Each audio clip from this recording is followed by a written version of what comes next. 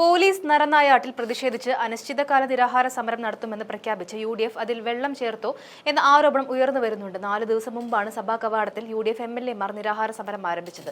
എന്നാൽ ഞായറാഴ്ച സമരം പാതി വഴിയിൽ നിർത്തി MLA-മാർ പിൻവാങ്ങിയെന്നാണ് CPM ആരോപിക്കുന്നത്. മുസ്ലിം ലീഗ് MLA AKM അഷ്റഫും കോൺഗ്രസ് MLA TJ സനീഷ് കുമാറുമാണ് നിരാഹാര സഭാ കവാടത്തിൽ ആരംഭിച്ചത്. ഈ സമരത്തിന് മുമ്പ് UDF നേതാക്കൾ പ്രഖ്യാപിച്ചത് അനിശ്ചിതകാല നിരാഹാരം എന്നാണ്. അന്ന് നേതാക്കൾ പറഞ്ഞ വാക്കുകൾ ഒന്ന് കേട്ടു നോക്കിയിട്ട് വരാം. ഉണ്ടാക്കി കൊടുത്തിരിക്കുന്നത് അടൂരിൽ DYFIയുടെ മേഖലാ സെക്രട്ടറിയെ പോലീസ് സ്റ്റേഷനിലിട്ട് തല്ലിക്കൊന്ന കേസിൽ അതിൽ പോലും നടപടിയെടുക്കില്ല എന്നാണ് മുഖ്യമന്ത്രി പറഞ്ഞിരിക്കുന്നത്.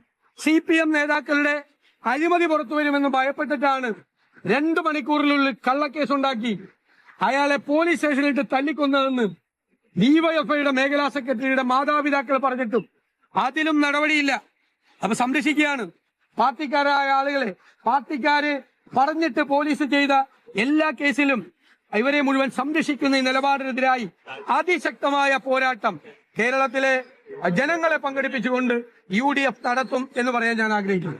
അത് തന്നെയാണ് പറയാനുള്ളത്. ഇവര് അടിയന്തര പ്രമേയം ചർച്ചയ്ക്കെടുത്തപ്പോ വിഷയം ഗവൺമെന്റ് സീരിയസ് ആയിട്ട് എടുത്തിട്ടുണ്ട് എന്നാണ് കരുതിയത്.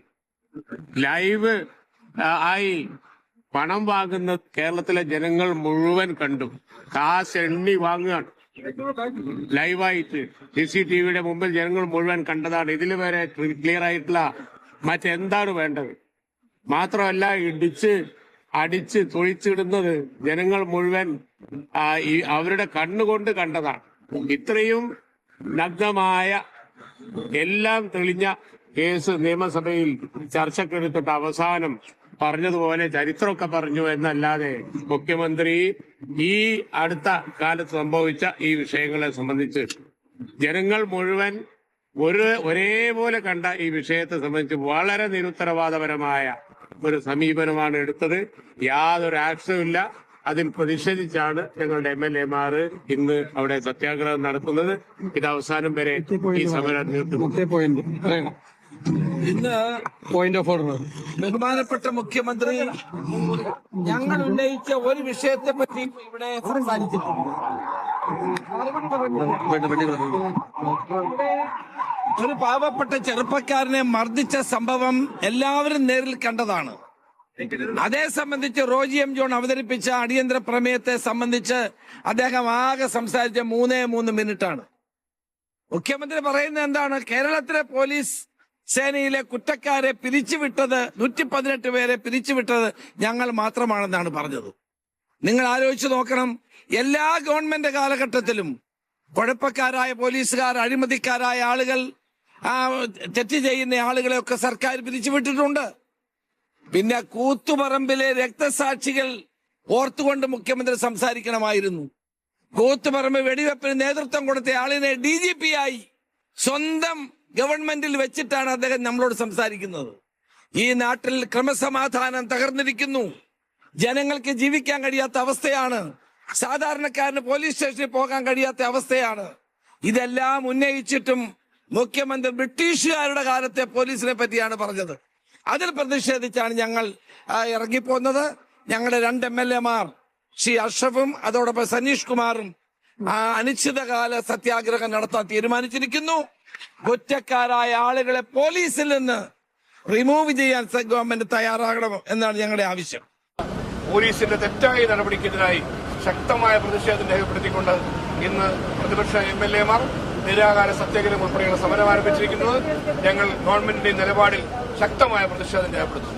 2016 ശേഷം ഉണ്ടായിട്ടുള്ള ലോക്കപ്പ് മർദ്ദനങ്ങളും കസ്റ്റഡി മരണങ്ങളും അതുമായി ബന്ധപ്പെട്ടുള്ള വിഷയങ്ങളാണ് ഞങ്ങൾ ഏറ്റവും ആധികാരികമായിട്ട് ഉന്നയിച്ചത്. ഇപ്പോൾ നടൽ ശുചിത്വം ഉൾപ്പെടെയുള്ള അടൂരിലെ സംഭവങ്ങൾ ഉൾപ്പെടെ ഇതിനൊന്നും മറുപടി പറയുവാൻ അദ്ദേഹം തയ്യാറായിരുന്നില്ല എന്നതാണ്. ഇവിടെ പ്രതിപാദിച്ചതുപോലെ ഇന്ത്യയുടെ സ്വാതന്ത്ര്യം കിട്ടിയ സമയം മുതലുള്ള അതിനു മുമ്പുള്ള കഥകളാണ് അദ്ദേഹം ഇവിടെ പറഞ്ഞത്. ഇപ്പൊ ഞങ്ങൾ ആവശ്യപ്പെടുന്നത് ഇപ്പോൾ ഉണ്ടായിരിക്കുന്ന ഈ പോലീസ് അട്രോസിറ്റീസിൽ കുറ്റക്കാരായ ഉദ്യോഗസ്ഥർക്കെതിരെ നടപടി ഉണ്ടാവണം. അവരെ സർവീസിൽ പോലും തുടരാൻ അർഹരല്ല എന്നുള്ളത് വളരെ വ്യക്തമാണ്.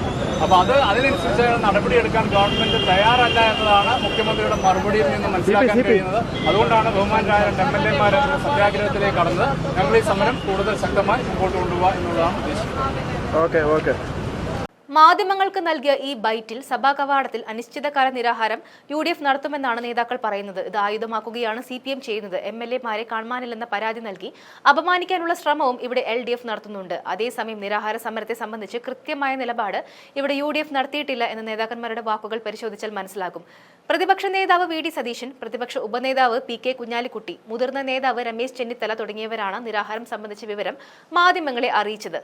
സംസ്ഥാനത്തെ പോലീസ് നരനായാട്ടിൽ പ്രതിഷേധിച്ച് പ്രതിപക്ഷം സഭയിൽ അടിയന്തര പ്രമേയം അവതരിപ്പിക്കാൻ അനുമതി നേടിയിരുന്നു. ഇത് നിഷേധിച്ചതിന് പിന്നാലെയാണ് നിരാഹാര സമരം ആരംഭിച്ചത്.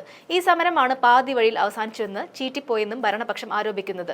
ഒരു വാർത്താക്കുറിപ്പ് എങ്കിലും ഇറക്കി സമരത്തിന്റെ ഉദ്ദേശശുദ്ധിയെ കുറിച്ചും രീതികളെക്കുറിച്ചും പ്രതിപക്ഷം പറയേണ്ടിയിരുന്നതാണ്.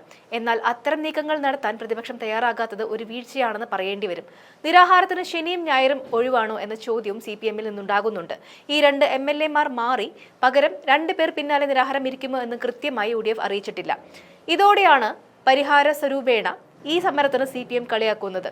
CPM-ന്റെ സൈബർ ഇടങ്ങളിൽ നിയമസഭാ കവാടത്തിന്റെ ചിത്രം നൽകി ഇവിടെ ഇരുന്ന 2 MLA-മാരെ കാണാനില്ലെന്നും കണ്ടുകിട്ടുന്നവർ അടുത്തുള്ള പോലീസ് സ്റ്റേഷനിൽ അറിയിക്കണമെന്നും പറയുന്നുണ്ട്. അതേസമയം സമരം അവസാനിപ്പിച്ചു എന്ന രീതിയിലുള്ള അറിയിപ്പുകൾ UDF-ന്റെ നേതാക്കളിൽ നിന്നുണ്ടാകാത്തത് ആശയക്കുഴപ്പത്തിന് ഇടം നൽകുന്നുണ്ട്. UDF-ന്റെ സമരകാര്യങ്ങളിൽ അവസാന വാക്ക് കൺവീനർ അടൂർ പ്രകാശിന്റേതാണ്. എന്നിട്ടും ഈ നിരാഹാര സമരത്തെ സംബന്ധിച്ച് പ്രത്യേക അറിയിപ്പുകൾ ഒന്നും UDF കൺവീനറിൽ നിന്നുണ്ടായിട്ടില്ല എന്നതും കാണേണ്ട കാര്യമാണ്. അതുകൊണ്ട് തന്നെ UDF MLA-മാരെ കാണാനില്ലെന്ന CPM-ന്റെ പരിഹാസ പരാതിയിൽ പ്രത്യേകിച്ച് ഒന്നും പറയാൻ കോൺഗ്രസിന് സാധിക്കില്ല. വെറുതെ നിന്ന് പരിഹാസം ഏറ്റുവാങ്ങുക എന്ന് മാത്രമാണ് പറയാനുള്ളത്.